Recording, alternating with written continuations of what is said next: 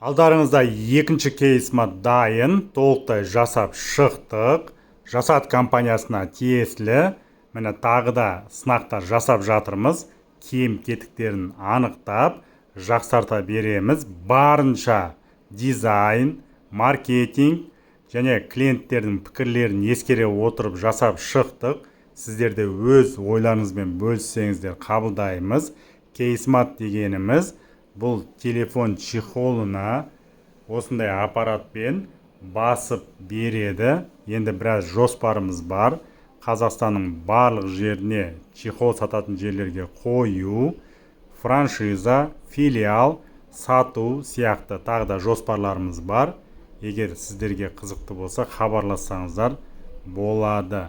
Енді алдағы уақытта тағы да жақсы нәтиже көрсетіп жатса, үшінші, төртінші кейсматтарды жасай береміз.